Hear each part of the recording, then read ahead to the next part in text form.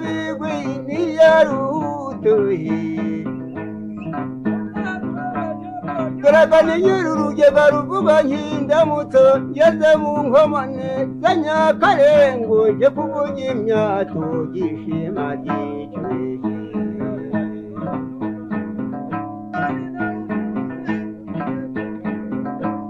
n'akamanangahe yewe ga yaragiye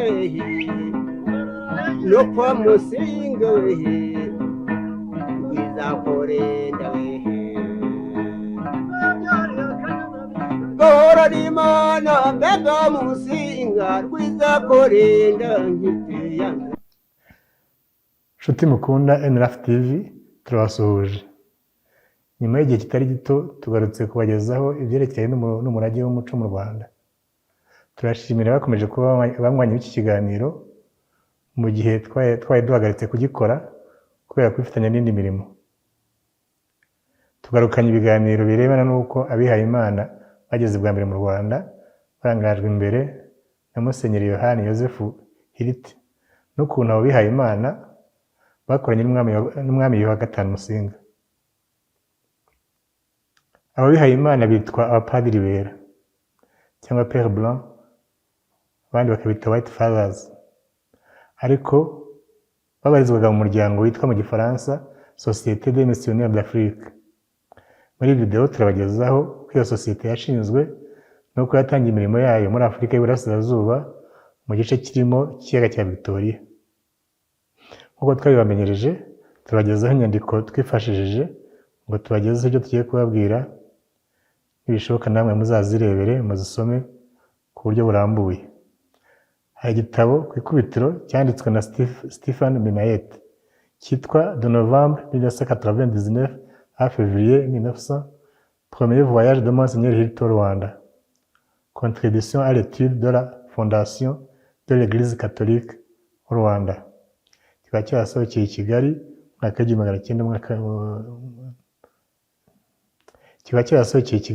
mwaka wa 2006. Ni igitabo gishingira ku mabaruwa Musenyeri Hiriti yagiye yandikira umuvandimwe Padiri Ernest Hiriti cyangwa abakuru be muri Kiliziya babwira iby'urugendo rwe. Icyo ni ingenzi. Hari n'indi nyandiko ya Minnaert yitwa ngo Le Père Blanc et la Société Rwandaise durant l'époque coloniale allemande 1900-1916, une rencontre entre culture et religion. Icyo ngicyo kiraboneka ku murongo wa internet, buri wese yakibona kuri umworoheye, ariko nyine bisaba ko yaba ashobora kugera kuri internet. Hari ikindi cyitwa Honk cyitwa Plus profond de l'Afrique, le Rwanda et la colonisation allemande 1885-1919, cyasohotse mu mwaka w'1990 mu mujyi wa Wuppertal mu Budage. Kirimo ubushakashatsi bwakozwe n'Abadage harimo n'Abanyarwanda babiri, Ntezimana Emmanuel na Gamaliel Mbonimana, bombi bakaba ari abaprofeseri muri kaminuza y'u Rwanda icyo gihe. Hari Umudage witwa Renard Brindsel yanditse igitabo cyitwa Le Rwanda et l'Allemagne depuis le temps de Richard Kant, cyasohotse mu mwaka w'1988 i Berlin. N'ikindi cy'uwo mwanditsi cy'umushakashatsi Renard Brindsel, Le Rwanda vu à travers le point biographique de l'officier explorateur de l'Afrique et gouverneur impérial Gustav Adolf von Gotzen. Yavutse mu mwaka w'1866, yitaba Imana mu mwaka w'1910. Kikaba cyarasohotse mu mwaka w'1992. Hari memwari y'umunyeshuri warangije muri kaminuza mu mwaka w'1929 yitwa Kagambirwa Weraras, yakoze memwari yitwa ngo Les autorités rwandaises face au pouvoir européen à Nyanza entre 1900 et 1946. Akaba ari memwari y'esanse rero. Hakaba n'inyandiko ya Roger Helmans afatanyije na Emmanuel Ntezimana bise Le journal de la mission de Save, hagati y'1889 n'1905, bakaba cyandikiye muri campus ya Ruhengeri mu mwaka w'1987. hakaba na Kagame Alexis un abrégé de l'histoire du Rwanda de 1953 à 1972 cyasohotse i Butare edition universitaire du Rwanda mwaka w'igihumbi magana cyenda mirongo irindwi na gatanu. Hakaba n'indi nyandiko yanditswe n'umuntu wiyise Gacamigani ariko ari Kagame Alexis Kagame yanditse ngo les premiers pères blancs sont reçus à la capitale le 2 février 1900 ahereye ku buhamya yahawe na Kayijuka umwiru wari i Nyanza uwo munsi. Yasohotse umunsi mbese abapadiri bari bakirwa i Nyanza nawe yarahari, akaba yaratanze ubuhamya rero bw'uko byagenze. Nuvuga ko dufite ubuhamya bwa Musenyeri Hiriti uko yabibonye n'ubuhamya bw'uko i Nyanza bayibonye tubikesheje Kayijuka.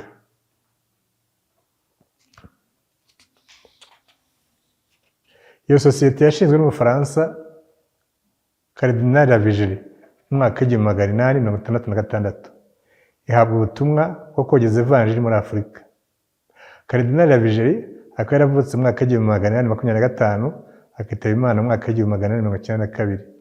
Akigera Alger muri Algeria mu mwaka w'igihumbi magana inani mirongo itandatu na karindwi yatangaje ko bafite ubutumwa bwo kumurikira Afurika urumuri rw'imico myiza ikomoka ku ivanjiri, maze rukagera muri Afurika yo hagati rugahuza Afurika yo hagati n'iy'amajyaruguru, maze abaturage baho bari mu mwijima w'ubujiji butagira umuco bagahindurwa abakristo. We yemeza ko umuntu utari umukristo nta muco agira. Cardinal Lavigeri ntiyabonaga ko Abanyafurika ari abantu, ko mbere yo kubabatiza bagomba kubanza kubagira abantu buzuye. Papa Leo wa 13 wabayeho hagati mu mwaka w'igihumbi magana inani na cumi n'igihumbi magana cyenda na gatatu yabasabye kogeza ivanjiri mu misozi miremire yo muri Afurika y'Iburasirazuba, ahantu harangwa n'ikirere cyiza, ni ukuvuga ubuzima bwiza, no guturwa n'abaturage benshi cyane cyane mu ntara zegereye ikiyaga cya Victoria, ikiyaga cya Kivu na Malawi, no mu hadatuwe cyane hafi y'ibiyaga bya Tanganyika, mu bibaya bya Tanganyika n'ibyo mu burasirazuba bw'amajyaruguru ya Zambia. Ni muri ubwo buryo berekeje muri Afurika y'Iburasirazuba. Iyo sosiyete yashingiwe mu Bufaransa kandi ishyigikirwa na leta y'Ubufaransa icyo gihe, bityo iyo sosiyete itangira n'abapadiri b'Abafaransa. Niyo mpamvu bakigera i Bugande mu mwaka w'igihumbi magana mirongo ine n'icyenda Abagande bahise babita Abafaransa, byari kubatandukanya n'Abangirikani bitaga Abongereza, Abaingereza. Kugira ngo berekane ko atari Abafaransa gusa, Cardinal Lavigeri yagiye yongeramo n'abapadiri bo mu bindi bihugu nk'Ubuholandi, Netherlands, Abasuwisi, Ababiligi n'Abadage, ariko ibi by'ubusa bakomeza kwitwa Abafaransa. Baje ariko no kwitwa Père Blanc, abapadiri bera, White Fathers nk'uko nabivuze mu kanya, kubera amakanzu yabo yera bambaraga bigana uko Abarabu mu majyaruguru ya Afurika bambaraga. No mu Rwanda ku gihe cy'ubukoloni bw'Abadage bitaga abihaye Imana Abafaransa, bakabatandukanya n'abategetsi bitaga Abadage.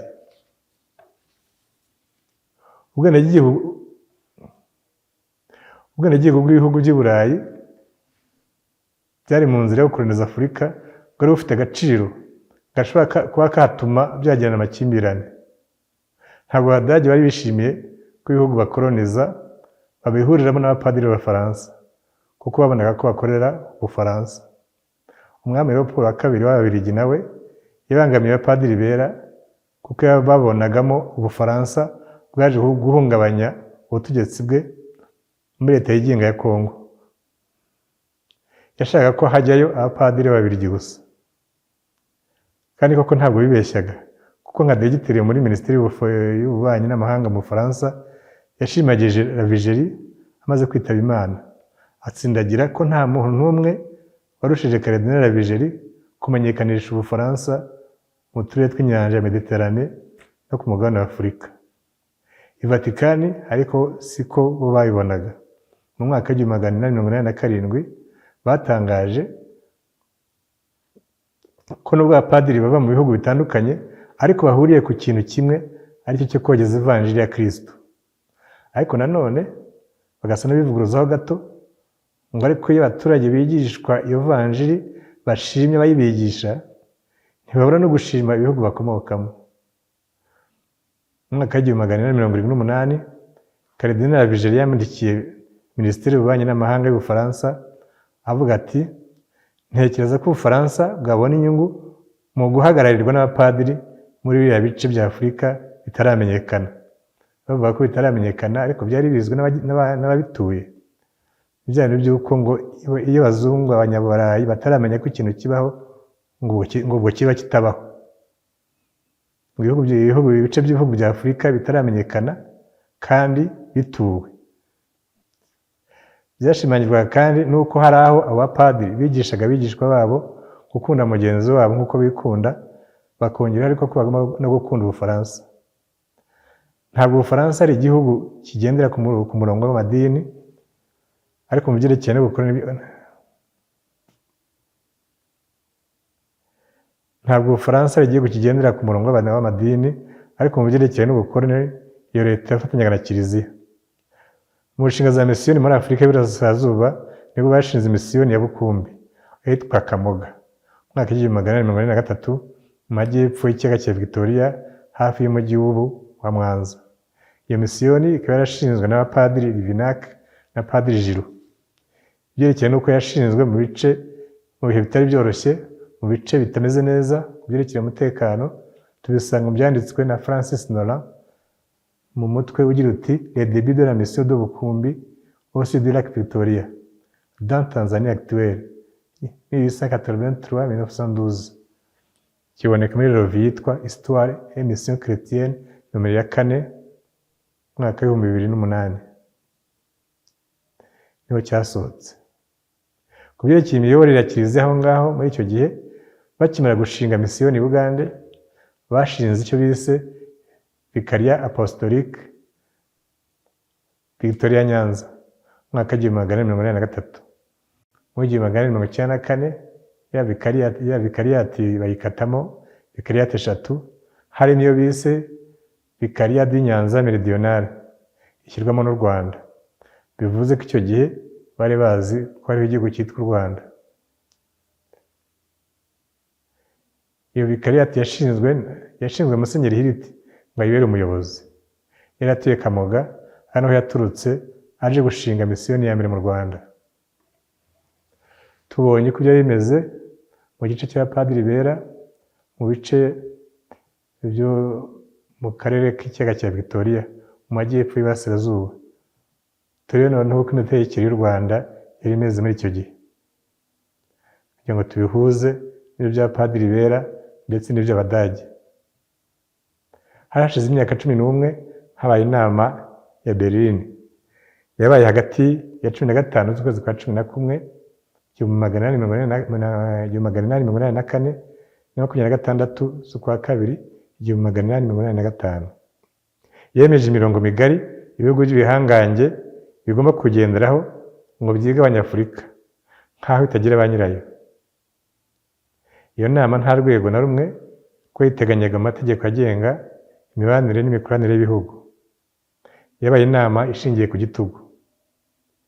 Mu byavuyemo habayemo kwemeza ko Kongo iba iy'umwami Leopold wa kabiri w'Ababiligi yaje kwitwa Etat indépendant du Congo mu kwezi kwa 8 z'uwo mwaka w'igihumbi magana inani mirongo inani na gatanu. Nta muturage waho ubigizemo uruhare. Ikindi mu by'ingenzi ni uko igihugu kinini cyo mu Burasirazuba cyahawe Ubudage cyaje kwitwa Duchy East Africa, cyakomatanyaga igihugu cya Tanganyika, cyari igihugu gishya n'ibihugu bibiri byari bisanzwe biriho ari by'u Rwanda n'u Burundi. U Rwanda rwarwanirwaga n'ibihugu bitatu ari by'Ubwongereza, leta yigenga ya Kongo yari igihugu bwite cy'umwami Leopold wa kabiri w'Ababiligi kuva igihe twababwiriye, n'Ubudage. Dore icyo barushakagamo. Leopold wa kabiri yabonaga ko u Rwanda rwamubera ahirengeye, hamufasha gusimbuka cyane akagenzura ikiyaga cya Victoria, bityo akaba yakora no ku nyanja y'Abahinde, akinjira mu mihanda y'ubucuruzi aho ngaho ubucuruzi bateganyaga mu myaka yagomba gukurikiraho. Niyo mpamvu yifuzaga ko u Rwanda rwinjizwa muri leta ye.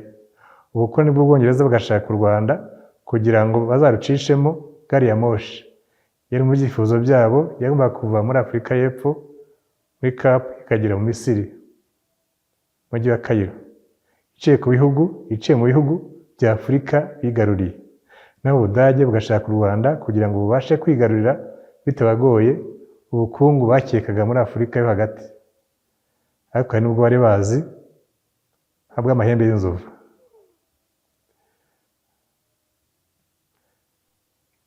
Naho Ubudage bugashaka u Rwanda kugira ngo bubashe kwigarurira bitabugoye ubukungu muri Afurika yo hagati, harimo cyane cyane amahembe y'inzovu. Umwaka w'1890 Abongereza n'Abadage bumvikanye ku mupaka w'amajyaruguru, aho Ubudage bwemeye guhara ubufumbira bugahabwa Ubwongereza. Mu bumvikane bagize, aho Ubwongereza bwemeye guharira Ubudage ikirwa cya Heligoland cyo mu nyanja y'amajyaruguru y'u Burayi, bari bamaze iminsi bapfa. Icyari gikomeye cyari umupaka w'iburengerazuba, aho Abadage n'Ababiligi bamaze igihe bashyamiranye. Akaba ariyo mpamvu ibigo bya gisirikare bigenzura intara za gisirikare z'Abadage zari zubatse ku mupaka uhana imbibi na Kongo, ari byo Ujiji na Usumbura, yaje kuba Bujumbura ku kiyaga cya Tanganyika, na Shangi na Gisenyi ku Kivu, ku kiyaga cya Kivu. Mu mwaka w'1896 Ababiligi bashinze icyicaro cya gisirikari Uvira, maze Kapiteni Ramsey w'Umudage nawe yubaka ikigo cya gisirikari ahitwa Ujiji hafi y'ikiyaga cya Tanganyika, ku nkombe z'ikiyaga cya Tanganyika. Yubaka n'ikindi Busumbura mu mwaka w'1897, hombi akaba ari ku nkombe z'ikiyaga cya Tanganyika arebana na Kongo. Ntabwo bigeze barwana, ahubwo baracunganaga. Kuri Ujiji barizwa muri district ya Kigoma, Ujiji muri region ya Kigoma muri Tanzania. Ubu ngubu intara ya gisirikare ya Ujiji yari iri mu Rwanda n'u Burundi kugeza mu mwaka w'1899, aho hashyizweho indi ntara ya gisirikare ikubiyemo u Rwanda n'u Burundi, ikagira icyicaro Busumbura. Nguko uko byari byifashe ku byerekeye n'ubutegetsi bw'Abadage. Ni ukuvuga ko ibyicaro by'ubutegetsi bwabo byari biri ku nkombe z'ikiyaga cya Tanganyika n'iz'ikivu. Hanyuma mu Rwanda ho byari byifashe bite? Abapadiri bagera bwa mbere ibwami mu Rwanda mu mwaka w'1900, hari hashize hafi imyaka 4 Musinga ari umwami, yariswe izina ry'ingoma ya Yuhi. Abashakashatsi mu mateka bita Yuhi wa gatanu, nyuma ya Yuhi wa mbere Musindi, Yuhi wa kabiri Gahima, Yuhi wa gatatu Mazimpaka na Yuhi wa kane Gahindiro. Iyi ngoma asimbuye Mibambwe wa kane Rutarindwa waguye mu ntambara yo ku Rucunshu mu mpera z'umwaka w'1896. Musinga yari yakiri ingimbi kuko yari munsi y'imyaka 20 ugereranyije. Umuhango wo kumwimika wabereye Irunda mu karere ka Kamonyi, hejuru y'umugezi wa Nyabarongo, ataracyemerewe kwambuka kuko abami bitwaga ba Yuhi batari babyemerewe n'umuco. Hari muri Mutarama mu mwaka w'1897. Hari hashize umwaka Kapiteni Ramsey ashinze intara ya Ujiji, yategekaga u Rwanda n'u Burundi, ariko ibwami mu Rwanda batari bazi bamaze gufatwa n'Abadage. Akimara kwimikwa aho Irunda, nibwo Kapiteni Ramsey yasuye ibwami aho Irunda, nyine agamije kubamenyesha ko u Rwanda rutakigenga. Yahageze ku itariki 20 z'ukwa gatatu 1897, ahava ku 22 z'ukwa gatatu, bivuze ko yamaze iminsi 2 asubira i Burundi aciye igiseke. Hahoze urugo rw'umwami Rwabugiri mu karere ka Huye, akomereza Nyaruguru ataha i Burundi. Mu gihe ari Irunda, yemeje umwami ko guhera ubwo u Rwanda rutegekwa n'Abadage, maze amusigira ibendera ry'Ubudage n'icyemezo cyanditse ko azafatanya n'ingoma mu kurwanya abazigomeka ku mwami cyangwa abazigomeka ku Badage. Kapiteni Ramsey yibwiraga ko yabonanye n'umwami, kandi yarabonanye n'ingirwamwami yitwaga Mpamarugamba. Bari barahisemo ibwami, bari barahisemo ko ari uzajya ubonana n'abazungu mu mwanya wa Musinga. hari abavuga ko ari uko batashaka ko abazungu batera umwaka umwami, ariko hari biranashoboka ko bangaga no kwerekana umwami ukiri muto cyane utari kwizerwa n'abo bashyikirana, ngo ejo batazavuga ko babasuzuguye bakabereka umusore ukiri muto bamwita umwami. Ariko byanashoboka ko bamurindiraga umutekano mu gihe bumvaga ko abazungu bashobora kumurasa, bashobora kumwica. Ibwami bari bakubutse mu ntambara yo ku Rucunshu, umwuka w'intambara wari ukiri mu kirere cy'irunda, bivuze ko hari hakiriho ibisigisigi by'umwuka w'intambara, cyane cyane ko Musinga yari amaze amezi 2 gusa yimitswe. Bari bafite impamvu nyinshi zo kuba batinya, bakaba bavuga bati none hagira umuzungu uhorera Rutarindwa ko tutazi ikibagenza. Nimwe mu mpamvu umuntu yakeka. Rugamba yari umwuzukuru w'umwami Yuhi IV Gahindiro, kuko yari mwene Mutijima, umuhungu wa Gahindiro. Nubwo kapiteni Ramuse yatavuganye na Musinga, ariko yavuganye n'ibwami. Ni ukuvuga ko ibyo yavuze ibwami, ibyo yavuganye n'abari bari ibwami bifite agaciro, byari bifite agaciro, cyangwa ntabwo yari umwami, cyangwa nuko ari ibwami, ari abantu bemejwe na Kanjogera, kandi Kanjogera yari umugabekazi. Ni ukuvuga ko nawe yari umuyobozi ukomeye cyane, kandi abo ngabo bahoraga n'abazungu n'abadage, babaga ari abantu batoranyijwe n'ibwami. Umuntu yavuga ko guhera icyo gihe abadage batangiye gukoloniza u Rwanda, ni ukuvuga mu kwezi kwa 3 1997. Ibwami nabo babyakiriye neza, kuko babonaga abadage baza bakiza Ababiligi, bigeze gutera Ishangi mu mwaka wa 1996 bakarwana nabo. Yewe ingabo z'ibwami zaratsinzwe, ariko zari zagaragaje ko zidashaka Ababiligi n'Abanyekongo icyo gihe. Kandi usibye n'ingabo zivuye ibwami, n'abaturage baho nabo barwanyije mu Babiligi.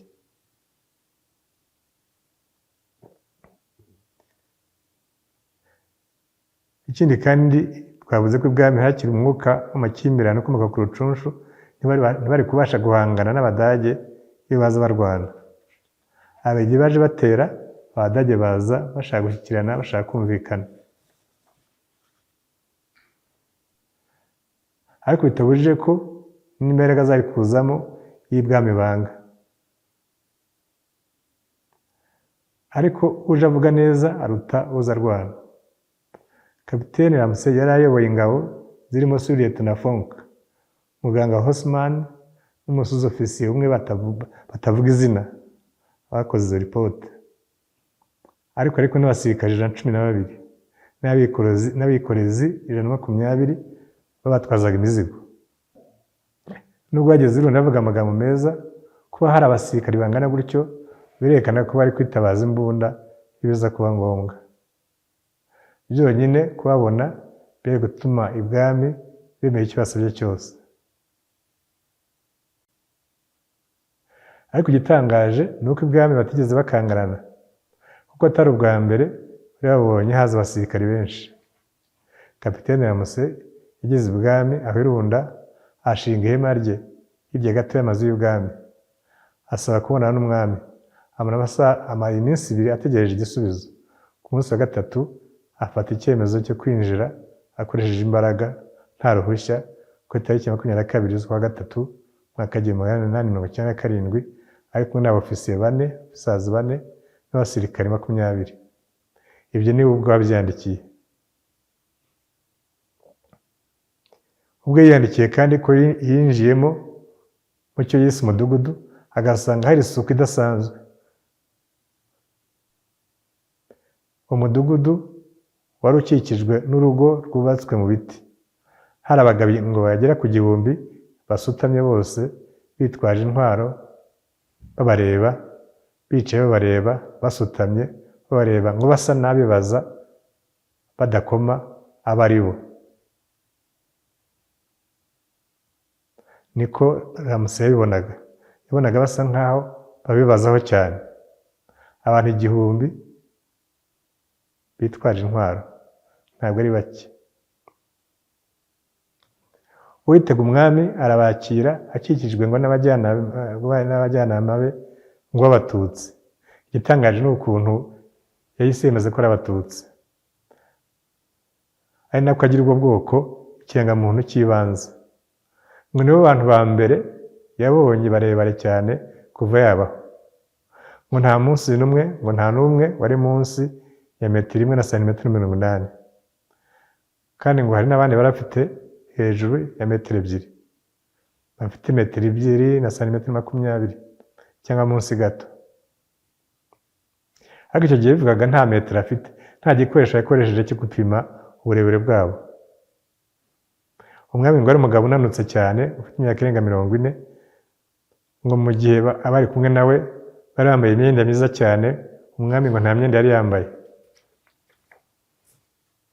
ngo yari yambaye uruhu rwiza ruzengurutse umubiri we, hamwe n'ikamba ritatse amasaro yabuzaga kumureba neza mu maso. Ati maze kumubwira ikitugenza, umwami yavuze ko ashaka kuba inshuti y'Abadage. Ansaba ibaruwa yerekana ko ari inshuti y'Abadage n'ibendera, byose ndabimuha. Atuganyira ko yababajwe n'ibitero Ababiligi bagabye mu Rwanda. Ibwami rero bashaka Abadage kugira ngo bazabakize Ababiligi. Namusabye ko tugirana ubucuti bushingiye ku nkwano. Yarabyemeye, ariko yongeraho ko abantu basanzwe ari bo banywana, ngo bicaye mu kiganza bakanywana amaraso nk'ikimenyetso cy'ubucuti buhoraho, ko ariko we atabikora kuko ari umwami ukomeye cyane wakiriye umuntu ukomeye cyane witwa Kapiteni Ramsay, kandi wohereje n'umwami ukomeye cyane. Bigaragara ko ibwami bumvaga bari ku rwego rumwe n'ibwami ho mu Budage. Umwami akumva ari ku rwego rumwe n'umwami w'abami witwaga Wilhelm wa kabiri Guillaume.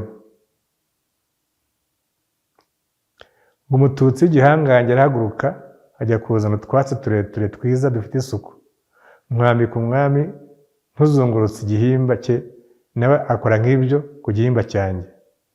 Hanyuma duhana ikiganza turarekurana. Twishimira ko tugiranye ubucuti bushingiye ku nkwano. Kapiteni Ramsay yishimira ko umugambi we awusoje neza, kuko ari ukwigarurira u Rwanda mu mahoro, bitandukanye n'Ababiligi bakoreshaga imbunda. Ariko nubwo avuga ko yari yarwigaruriye mu mahoro, yari kumwe n'abasirikare barenga 100, ariko umuntu yakwibaza niba byari mu mahoro koko. Ati dusezera ku mwami, maze nawe duha abantu baduherekeza mu majyepfo y'u Rwanda tugana i Burundi. Ibyo tubikesha Umudage Renard de Brinsen wahinduye mu Gifaransa ibyo Kapiteni Ramsay yanditse mu gitabo cye avuga uko yageze mu Rwanda. Si ubwa mbere ibwami bari bakiriye Abadage, bari barakiriye von Gotzen ikagiye mu mwaka w'1894, baba bazi ibyabo.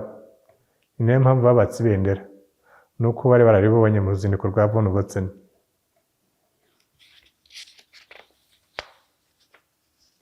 Muri uwo mwaka w'1897, Kapiteni Ramsay yasimbuwe na Kapiteni Bete aho ngaho Ujiji, maze u Rwanda rutegekwa n'Umudage mushya. Kapiteni Bete yahise ashinga ikigo cya gisirikare Rusumbura muri uwo mwaka cyategekaga u Rwanda n'u Burundi. Nawe yasuye ibwami Gitwiko mu karere ka Muhanga mu kwezi kwa gatatu 1898.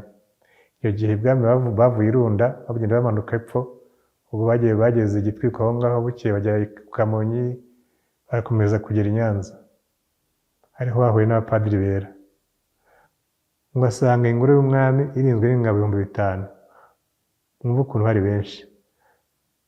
Ngo zakoze 200 irebana, maze we nabo bari kumwe baca hagati yayo, bagiye kwinjira mu rugo rw'umwami.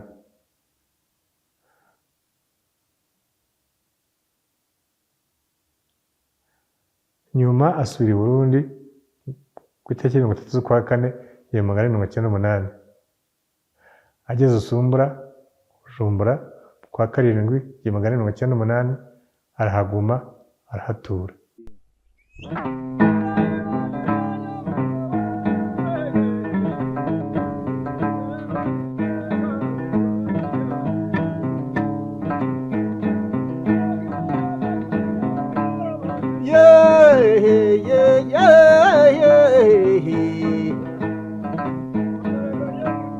Ndangurura bigwi niyarutoye garagane nyir'urugega ruvuga nk'indamutso ngeze mu nkomane za Nyakarengo nje kuvuga imyato gishima gicwe